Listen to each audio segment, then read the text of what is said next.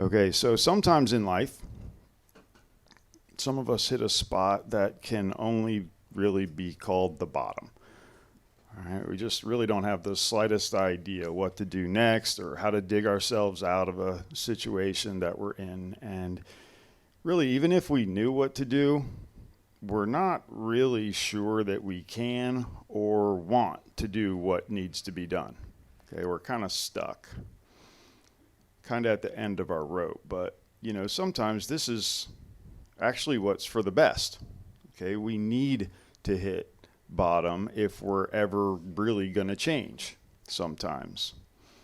And so it's a pretty familiar scene in like substance abuse circles and, alcoholic interventions and stuff like that, right? There are other groups, but those are the things that easily come to most minds. And so some folks with substance abuse problems will come to a place where they realize that they're messing things up and that they need to change. But like other folks don't. And then the people that love them will kind of all get together and they form a little conspiracy where they're going to sit the person down and, explain to them what life looks like from the outside, from outside their own eyes and mind and stuff like that. So that's what we know of as an intervention. And the attempt is that this moment would be like a reality check for the person that has the issue. So, today in Hebrews 9, we're going to go through some things related to the Old Testament ceremonial law and the surrounding topics. And so we're going to be making the point that this Old Testament ceremonial law was God's effort to create the same kind of reality check that we would with an intervention. All right, so that's kind of what we're going to do this morning. And so we are going to go through the Old Testament ceremonial law as the author of Hebrews does. And one of the important things that God is after with the law is that he wants people to see him for who he really is. Okay, and he also wants people to see themselves for who they are from his point of view. Because from God's perspective, we're a lot like that drunk that doesn't see the damage that we're doing most of the time. And so sometimes we realize something is wrong, but most of the time, most of us think everything's okay. And so if you ask wow, what happened? That was weird. All right, so if you ask some random person what they think is going to happen when they die, they will very often tell you that they're going to go to heaven. And if you ask them why they think that, they'll say something like, well, like balanced out, I'm pretty good. But things are not pretty good to God. And so people say things when you're talking to them like, I've done a few bad things, but I've also done a lot of really good things. And for God, that's nowhere near good enough. So sometimes people start to list their religious activities for their reasons why they're going to heaven. God's just shaking his head, right? Because that's totally not the point. And he needs to intervene with us. So we often need this reality check. We need to hit bottom. And the law, as we have been studying in the book of Hebrews, is God's intervention. It's God's effort to help people understand that there's a problem between themselves and God. And, then with the help of the law, they would then be able to communicate that problem to other nations that they come into contact with, all right? So, what was at the heart of the Old Testament covenant? All right, so Christ was asked this question once. So they said, out of the almost 700 Old Testament laws, which one is the most important? And Jesus answered that, love is the most important thing. The core of the Old Testament covenant was love. So loving God, loving others. And I don't know about you, but I generally feel like I do a pretty good job of loving. And I know that sounds funny for me to say that, but in my own mind, it's other people that don't do it right. And I think that we all experience something similar, where we think we do a pretty good job of loving. Okay, we all think we do okay at this. So, like, God provides us with the director's cut of what love looks like. All right, he got a lot more specific about how it is that we're supposed to love. And so God gave us a bunch of civil laws. Okay, this is how you love your slaves. This is how you're loving towards your other servants. And this is how you're loving towards your children and your spouse and your neighbor and stuff like that. And then there was a bunch of ceremonial laws. This is how you express your thanks and your love to God, so on and so forth. All right, so those are the categories of laws that we have. And in all these almost 700 laws, what's driving these laws is the idea that there is no way in the whole world that you can get all this done. All right, so the law is intended to be diagnostic. And so this is diagnostic. Okay, this is a chest CT scan of a person that's not feeling very well. And it happens to be me a couple years ago, right? COVID pneumonia. And so the law is just like this scanning machine. It's diagnostic. It's designed to show us the problem. So is there something wrong with the law? Well, maybe. Is there something wrong with the CT machine because it doesn't fix the problem? Okay. So was like the law sort of how to relate to God version 1.0, and then Christianity comes along and it's how to relate to God 2.0? No. That's not it. It's not, of course that's not what it is. And so the law was never about how we're to relate to God. The law's purpose was to diagnose a problem. And so did God need a diagnosis of the problem? No. Okay, we need the diagnosis of the problem. We needed to understand that there even was a problem most of the time. And so Christ, on the other hand, is therapeutic. When Christ came on the scene, it was to solve the problem. And so just like it takes a surgeon and a scalpel or a team of doctors and a pile of drugs to solve any serious medical problem, the CT scan doesn't actually get anything done. It just gives you an idea of what needs to be done. And so we're going to look at some of the law this morning. We're not going to look at the whole law because we've been kind of looking at an overview of the law the whole time we've been studying Hebrews. And so we're going to look at one part of the law, the ceremonial law. And in fact, we're only going to look at one small part of the ceremonial law. Okay, so we're going to look at a structure called the tabernacle. Tabernacle was like the first Jewish temple. Okay, it was a portable temple. It was made out of things that could be easily dismantled and, packed up and carried around because it was built while the Israelites were wandering in the wilderness for 40 years. And I want you to hold on to a question as we go through today's passage. So, you ready for the question? What's God trying to show us with the tabernacle? What's God trying to get us to diagnose within ourselves? Okay, that's what we're doing. Let's get started. This is a brief background passage. Okay, God says in Exodus 25, 8 and 9, it says, "Let them construct a sanctuary for me, that I may dwell among them, according to all that I'm going to show you as the pattern of the tabernacle and the pattern of all its furniture, just so you shall construct it." All right, and so then the instructions that he gives are like lengthy and specific. The amount of detail that God includes in the instructions is like a little bit ridiculous. And so what's with all of that precision and all of that detail? Why do we have to follow the instructions so specifically?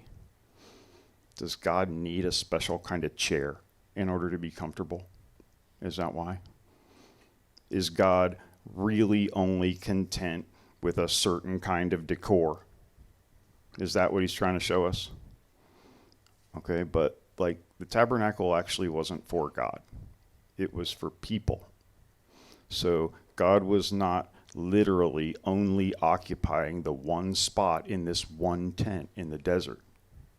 Okay, he's trying to show that in this place that he symbolically dwelt, we're going to build it a certain way so that people understand that there's an issue. Okay. So, what was the tabernacle showing by the way that it was constructed? That's the question. So, now we're going to jump to our actual text in Hebrews 9, and we're going to start with verses 1 through 3. It says, "Now even the first covenant had regulations of divine worship and the earthly sanctuary. For there was a tabernacle prepared, the outer one, in which were the lampstand and the table and the sacred bread. This is called the holy place. Behind the second veil, there was a tabernacle, which is called the Holy of Holies." So tabernacle just means tent, okay? So it's a tent inside of a tent. And this is a diagram of the tabernacle. So this thing has a wall around the outside. They're basically movable panels with columns embedded in 100-pound silver blocks. There's about 5 tons of silver total used to hold these columns up. And there's no covering over the top of this area, all right, but around the outside. But the walls are tall enough that you can't see what's going on the inside of it. And then just inside of the gate in the courtyard, okay, so the gate is on I think the right-hand side of what you're looking at. The square thing there to the right side is the altar of burnt sacrifice. So this is where an Israelite would come and bring their sacrifice, which might have been for thanks, but we're going to focus on one kind of sacrifice this morning. And so we're talking about the sacrifice for one's sins. And there's a curtain at the gate. It's not wide open. And so in order to sacrifice for your sins, you had to come through a doorway that's covered by a curtain. And if you go to the left on the drawing and just past the altar, it's a giant bronze bowl full of water. And the priests had to continually wash themselves with the water that's inside. And they're not washing away dirt. They're ritually washing away their own sins. And then next to the left and beyond the bowl of water is what the author of Hebrews is first talking about with the holy place. And now this is under a roof. It's a tent covering. And you have to go through another curtain in order to get in there.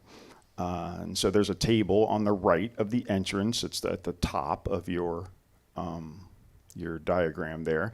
And it has pita bread on it. And the priests ate this bread. It's called the table of showbread or shewbread sometimes, or holy bread or whatever. And so the other side, on the left side of the entrance, the bottom of your diagram, is a table with a candlestick on it. And the candlestick is actually a lamp. It's the only real source of light inside the covered portion of the tent. All right, we make tents today out of stuff that lets light in.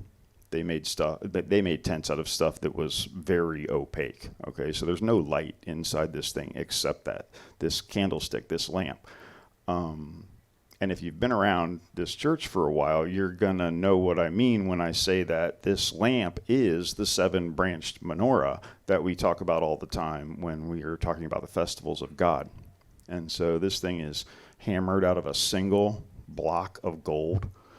And the block of gold weighed 30 kilos, and so that's very close to $2 million worth of gold in today's economy. And then past those tables, there's a altar with hot coals on it. And on these coals, they would throw a particular kind of incense. And so only the priests were allowed to make this incense, and the aroma and the smoke kind of represented prayer.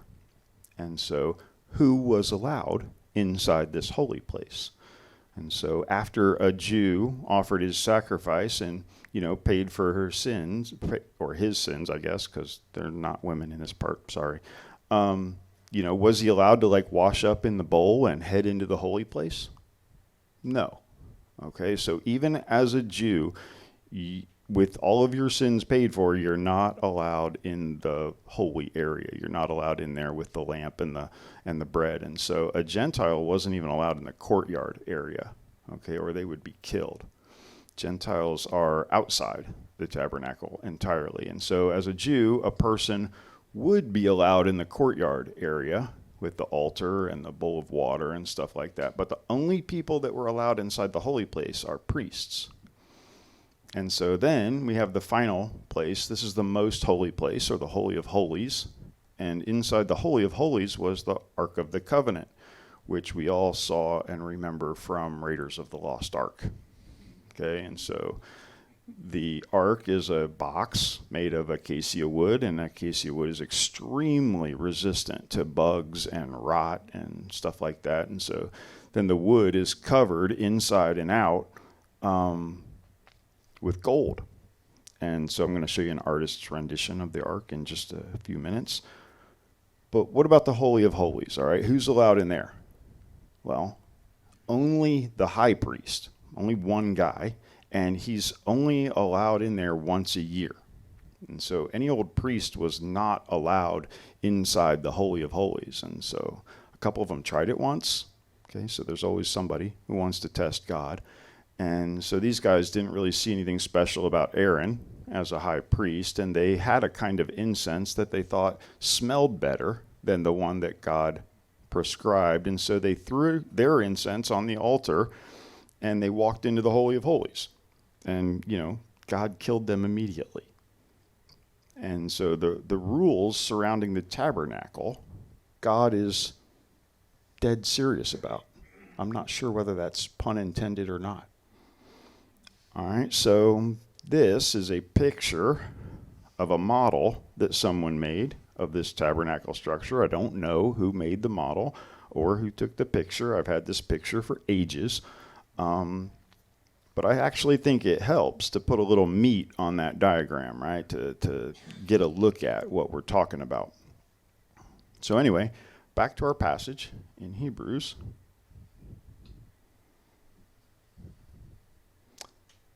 All right, this is verse 4. It says, having a golden altar of incense and the Ark of the Covenant covered on all sides with gold, in which was a golden jar holding the manna, and Aaron's rod, which budded, and the tables of the covenant, and above it were the cherubim of glory overshadowing the mercy seat. But of these things we cannot now speak in detail. Well, he can't speak in detail because it would be a waste of time and space for him, because he's talking to people who they're familiar with this thing.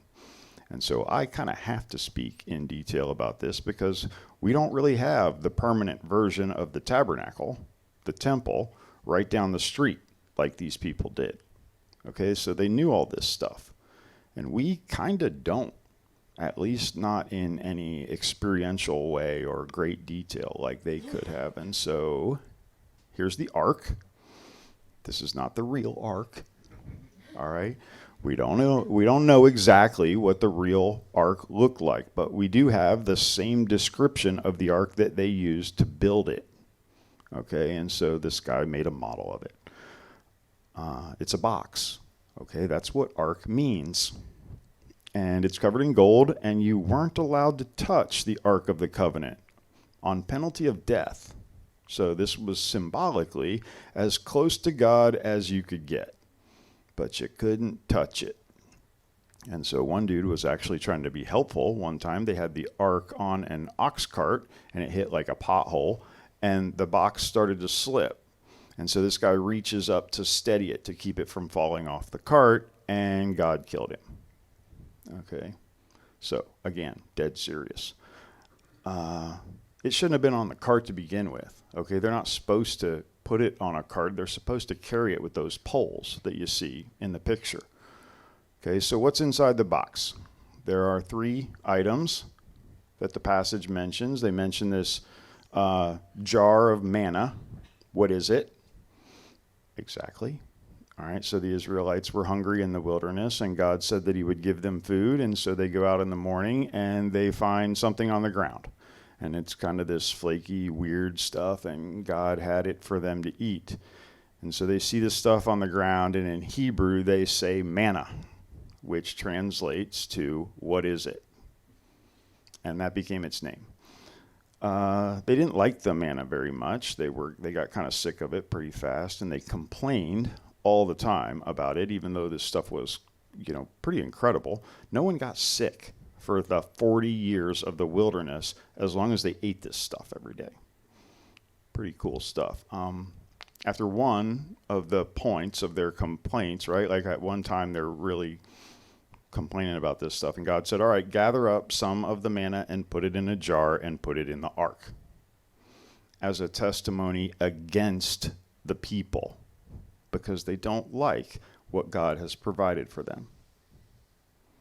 And so another time, the people of Israel basically, thanked Moses and Aaron for getting them out of Egypt and all that stuff, but then they asked Moses and Aaron to step down as leaders of the nation.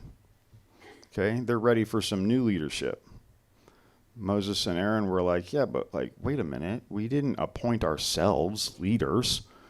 God called us to this. But, Israel decided that they were going to call Moses and Aaron out of leadership. And so God told Moses and Aaron to put their little walking sticks, the staffs that they had, next to the Ark of the Covenant and leave them there overnight. And the next morning, Aaron's staff had sprouted almond leaves and buds. And so God had them put Aaron's staff in this box as a testimony against the people because they don't like the leadership that God had provided. And then there's the tablet with the 10 Commandments on it, right? Not the original one. This is the second set that's in the ark because Moses broke the first set when he came down from the mountain with the rules in his hand to find the people breaking all the rules that he was carrying. All right, so he went ahead and broke the tablets that they were written on. And when God gave Moses the new set, he told him to put them in the box as a testimony against these people that don't like the rules that God gives them. And then there's the cherubim. They're on the top. All right, they're like angelic spiritual beings that have these wing-like things that stretch over the top of the ark. All right, their faces, you can't really tell in the picture, but their faces are supposed to be pointed like they're looking directly towards what's inside the box. Okay? And so what do the cherubim see in the box? They see God's provision, God's leadership, and God's commandments rejected by the people that God is trying to draw close to. Okay? So back to the passage. The whole tabernacle thing's portable. Okay, they have to take it down and set it up whenever they move. And so starting in verse 6, it says, now when these things have been so prepared, the priests are continually entering the outer tabernacle, performing the divine worship. But into the second, only the high priest enters once a year, not without taking blood, which he offers for himself and for the sins of the people committed in ignorance. The Holy Spirit is signifying this, that the way into the holy place has not yet been disclosed while the outer tabernacle is still standing. All right, so this holy place that he's talking about is representative of the place of God. And the question is, if you're a believing Jew and, you're out in the courtyard offering sacrifices for your sin, and God is symbolically located in a place still twice removed from where you are and hidden from anywhere that you could ever hope to go.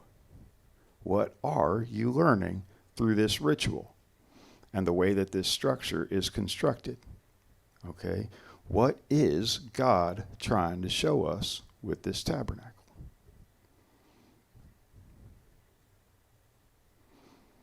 All right. So if the ceremonial law is diagnostic, what problem is the tabernacle revealing? Okay, and so it's showing that you're alienated from God. It's not a God that's avoiding these people because he doesn't want to relate to them. So it's God's plan, had been God's plan, to pitch his tent right among his people. The structure was supposed to be right in the middle of their camp. He wanted to be among the people, but he couldn't be personally present among the people. Why? Well, he said once that if he were really among the people, it would kill them all. Okay? So God loved them, and he wanted to be with them, but he couldn't for their sake. So there's an alienation there that's a little bit difficult for us to understand. And because it's a difficult thing for us to understand, just as it was for the Israelites, God is showing them this relational crisis through this physical structure. Okay? So, back to Hebrews. So I'm picking up where we left off, verse 13, and then I'm going to skip a couple verses to 18. It says, under the old system, the blood of goats and bulls and the ashes of a heifer could cleanse people's bodies from ceremonial impurity. That's why even the first covenant was put into effect with the blood of an animal. For after Moses had read each of God's commandments to all the people, he took the blood of calves and goats along with water and sprinkled both on the book of God's law and all the people using hyssop branches and scarlet wool. Then he said, this blood confirms the covenant God has made with you, and in the same way he sprinkled blood on the tabernacle and on everything used for worship. In fact, according to the law of Moses, nearly everything was purified with blood, for without the shedding of blood, there is no forgiveness. And you know, all this may be slightly interesting to us from a historical perspective, but what does it really have to do with us? Okay, we're not looking at the tabernacle. We're not learning the lessons of the tabernacle, every day. We're not getting some kind of message from our interaction with the temple or the tabernacle. But the truth is that, some important things haven't really changed at all. They're no different for us today than they were for the author of Hebrews' audience.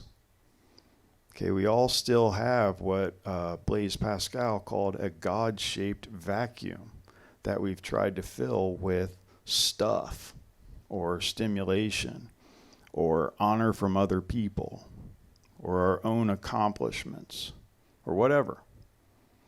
All right, but those things never really satisfy. We end up knowing that these things don't fill the hole in our lives.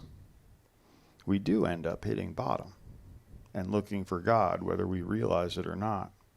And some of us figure out how to fix it, and some of us don't. All right, so maybe right now, some of us kind of feel this estrangement from God. Maybe you feel as far from relating to God as you do from relating to Batman. Okay, you can't even imagine relating to God in a real way. And you wouldn't know how to go about it even if you could imagine that it was possible. All right, and then others of us don't feel this way at all because, truthfully, right now, things are going pretty well. Okay, you don't feel alone or aloof or far away from God. All right, so we've all heard stories, or we know people that find out that there's something very, very wrong with them in a medical sense, okay, even though they feel fine. And so many people that have advanced lymphoma or something like that will manifest no symptoms at all, except maybe a bulge in the skin somewhere or occasional trouble breathing, whatever. They feel fine, but they're essentially asymptomatic. But feeling fine is not the measure of whether or not you are fine. Okay, so this is one of the biggest blunders that humans make spiritually. They feel like nothing's wrong, and so they think that nothing's wrong. They're asymptomatic. They are alienated from God, but they don't feel a thing. All right, so either way, if you're feeling alienated from God or if you're not, if you call out to God, he'll respond. All right, so now we've gone over a bunch of practices of the old contract, and so what does that teach us? So if I squeeze the whole section that we just read onto this one slide, look at how many times this mentions things that are related to filth or cleanliness. All right, so cleanse, impurity, purified, forgiveness. Okay, if you go through the book of Hebrews or the Old Testament rules, words relating to filth or defilement like come up hundreds of times.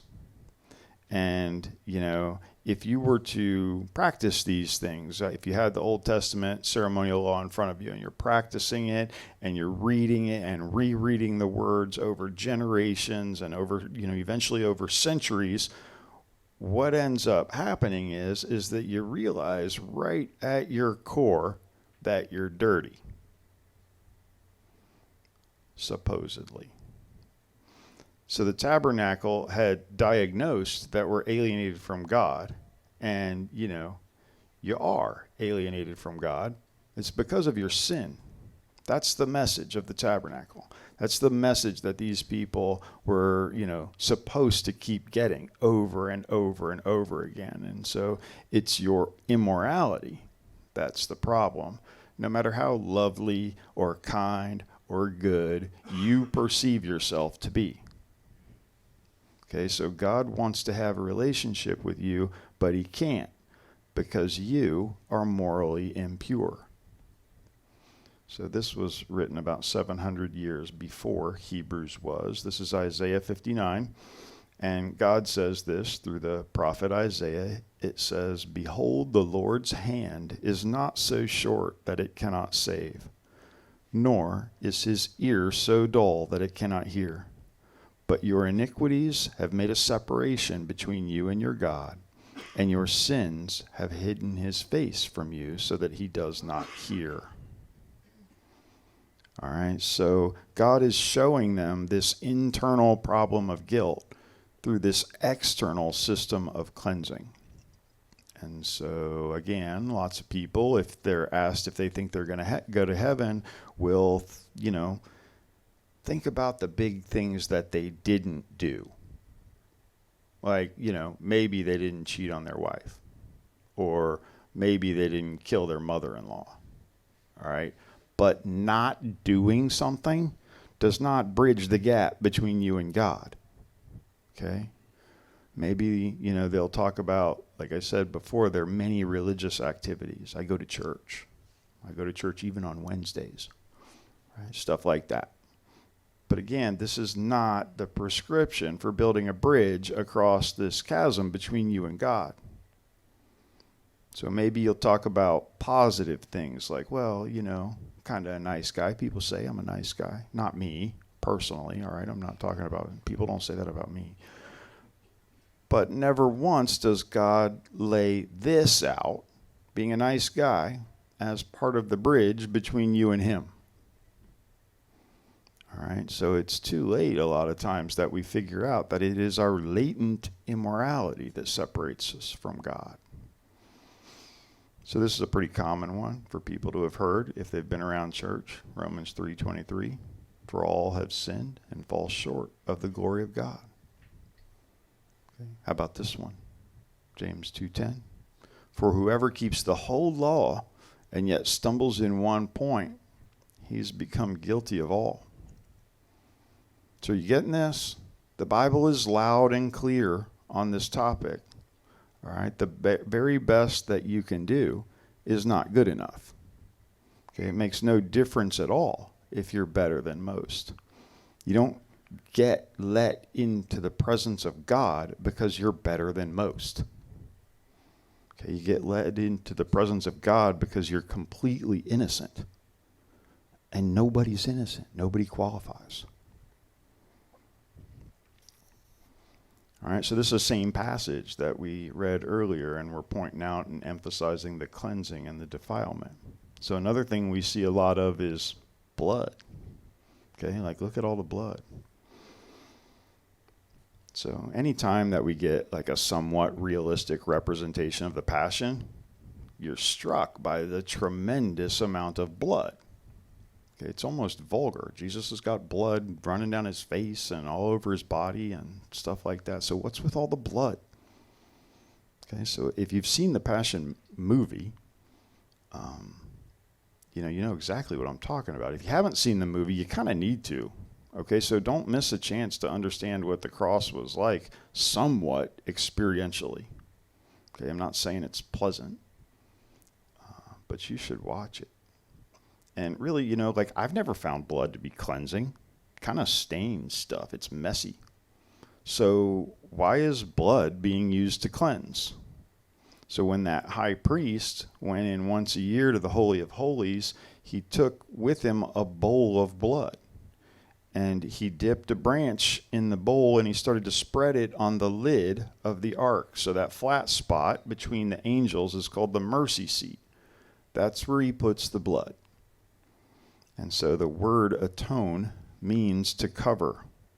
So to cover the mercy seat with blood is to symbolically atone for the sins that are under the mercy seat. So all of the rejection of God's leadership, all of the rejection of God's provision, and all of the rejection of God's rules of love are covered over because of the blood. So the blood teaches us that there's only one cure. And so God puts it this way, all the way back in the book of the law, Leviticus 17:11 says, "The life of the flesh is in the blood, and I have given it to you on the altar to make atonement for your souls, for it is the blood by reason of the life that makes atonement." So what's with the message in the tabernacle with the blood?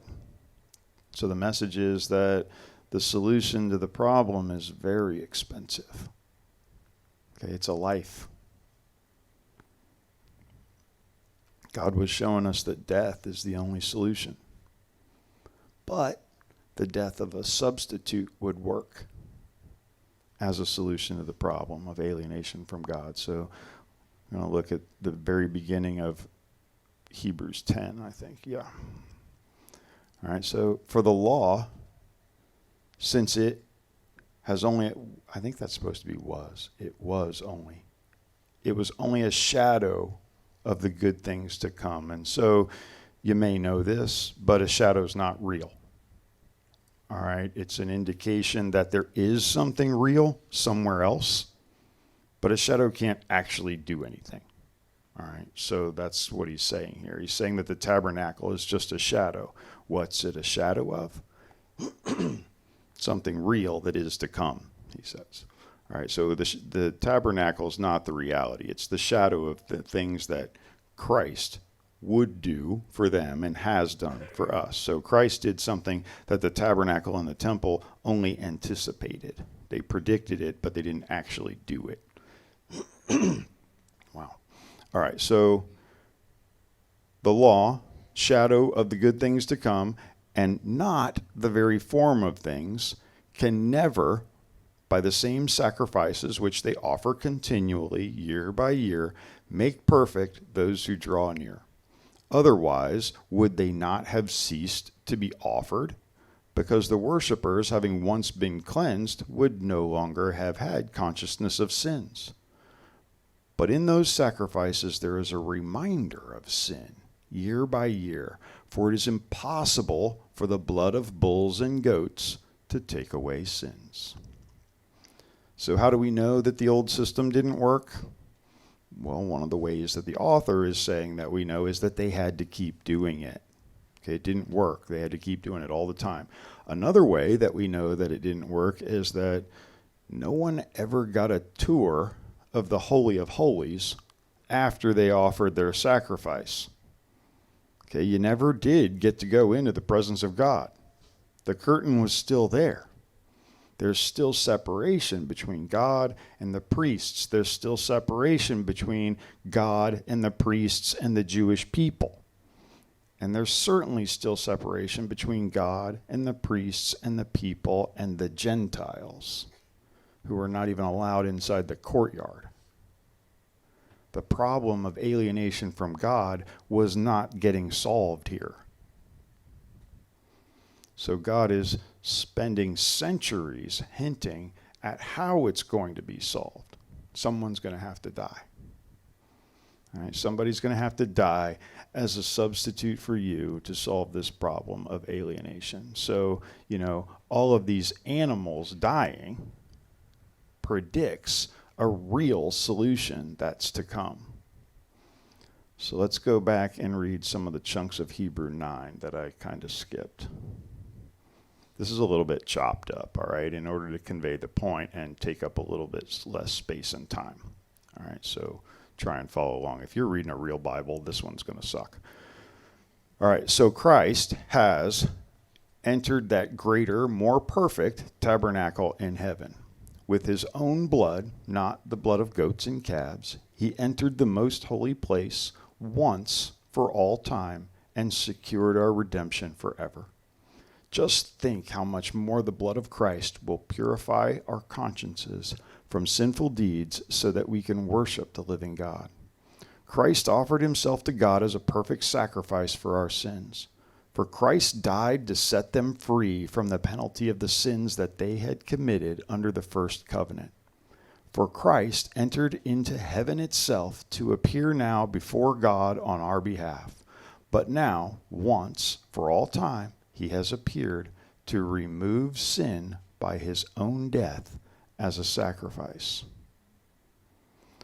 So what was the point of all the blood in Christ's torture and death? So maybe you've seen the movie. It's pretty gruesome. It goes on and on, really.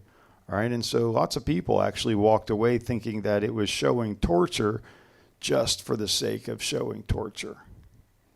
All right, but they kind of tipped their hand about not understanding the true nature of Christ's ordeal, I think. Christ was tortured because he and the Creator agreed before creation ever occurred that he would die in your place. He was punished as if he were guilty of everything that you have ever done. He was punished as if he were the immorality of the entire human race. He was treated as if he were guilty of everything for all time. He died as if he were the guilty one. And so one of the things that we read in 3 of the 4 accounts of Christ's life is that when he died, there's this massive earthquake. And when the earthquake occurred, the temple's shaken and the veil that separates the holy place from the Holy of Holies is torn from top to bottom, right? Completely ruined and useless as a divider. So when Christ died on the cross, the separation between us and God was filled forever with a cross. And so the death of Christ bridges what nothing else can. And so you can now have direct access to God if you go through Christ. So this is what God offers, right? The distance between us and God can't be bridged by anything that we can do. But because of the death of Christ, a way has been provided for us to have direct access to God. And so what do you do now? Now what? If you've never entered into a relationship with God, I kind of hope that a lecture like this helps you realize your alienation and immorality before God so that you can go to God and, just admit that there's a problem. Okay, so this is like a conversation. There's nothing magical about it. It's just talking to God. And you have to tell him that you realize that you're estranged. And you realize that it's because of you. Okay? You realize that there's really not a single thing that you can do about it. And then you need to ask him for the cure. And at that moment, having admitted the alienation, having admitted that you are the problem, and asking him to forgive you through Christ's death, he absolutely will. Okay, there's no barrier anymore. The veil's been completely destroyed. And so God will take up residence with you and he's going to begin to transform your life. All right, so 2 Corinthians 5 says, we beg you on behalf of Christ, be reconciled to God. He made him who knew no sin to be sin on our behalf, so that we might become the righteousness of God in him. There's no magic in Christianity. There's no magic in going to church. All right, there's no magic in ritual words. The core of biblical Christianity is this: you have a problem with God. God has solved the problem. Ask him for the cure. All right, and all the rest of it is just about like life with God, where you change and mature and grow and become more like him. Okay, and so maybe you've already done this. Many of you probably have. And you're probably sitting there thinking, man, I already did this. What's he talking about? You got anything for me? Do I have a take-home message today if you already knew all this? Not much, really. But that's the focus of next week. And so some of you are making a note to be here next week. And some of you are making a note to be anywhere but here next week. The one little bit of application that I have for those of you that are missed by the thrust of this message is this. This is Revelation 5, 9 through 12. And they sang a new song. You were slain and purchased for God with your blood men from every tribe and tongue and people and nation. You have made them to be a kingdom and priests to our God. And I heard the voice of many angels around the throne and the living creatures and the elders, and the number of them was myriads of myriads and thousands of thousands, saying with a loud voice, worthy is the Lamb that was slain to receive power and riches and wisdom and might and honor and glory and blessing. So how about this? What if we spent some time being grateful? All right, so I bet your week would be pretty different if starting this morning, we spent some time reflecting on all that has been done for you as a result of the sacrifice of Christ. Okay, Jesus could have stopped the torture at any moment. Like if I get sick of something, like jogging, I can just stop jogging. Okay, in fact, I can always stop jogging if I feel like it. It would have been just as easy for Christ to stop the torture. Just as easy. But he didn't. Okay, and he would have endured the whole thing if it was only you that needed it. Okay, so maybe we should thank him for that more often. All right, so the Christian life is anchored in this event of Christ's death. So before you're a Christian, it's Christ's death that bridges the gap between you and God. After you're a Christian, it's gratitude for Christ's death that should influence all of your behavior. All right, and all of your decisions and all of your growth. It all flows out of this moment on the cross. All right, so there you go. That's Hebrews 9.